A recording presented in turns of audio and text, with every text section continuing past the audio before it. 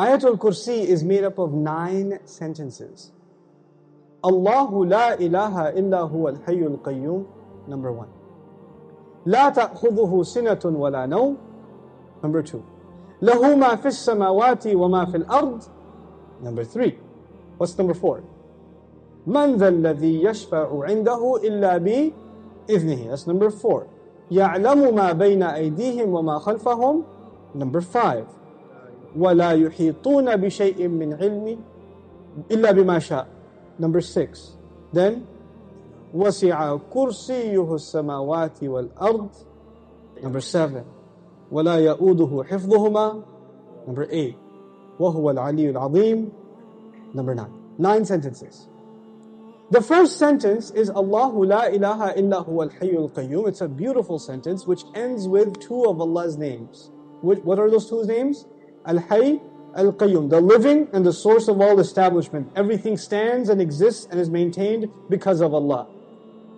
What's incredible is that the last sentence, sentence number 1, has something in common with sentence number 9, which is وَهُوَ الْعَلِيُّ الْعَظِيمُ. How many names of Allah in the last sentence?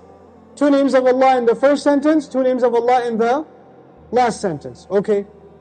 Before I go to the second sentence, let me tell you something about security.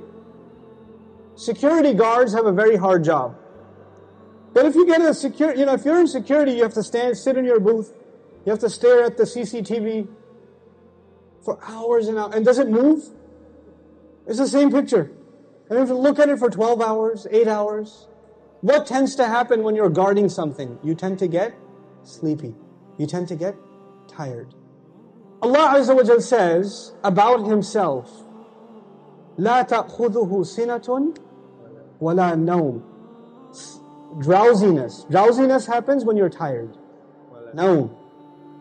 This is the second sentence. The second sentence is, these are things that creation has.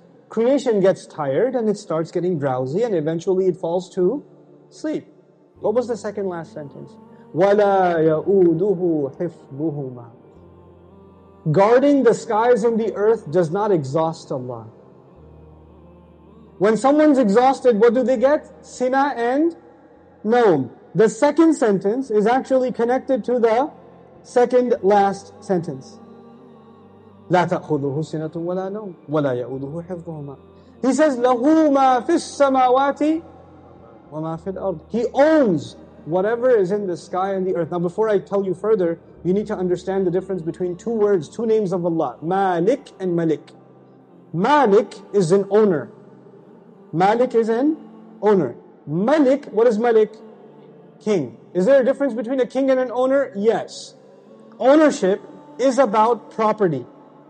But kingdom is not about, you're not the king over a tree or the king over a piece of land. You're the king over the people who live in that land. Kingdom is about controlling people. Ownership is about controlling objects. There's a difference.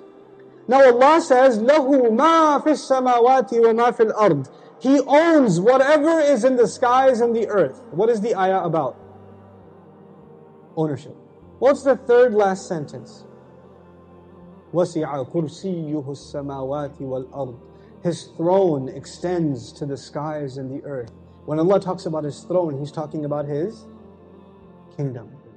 One dimension of control is ownership. The other dimension is kingdom. Both completing the picture. Allah is Malik and He is Malik. The Malik part of Allah's attribute, لَهُ مَا فِي السَّمَاوَاتِ وَمَا فِي الْأَرْضِ. Third sentence.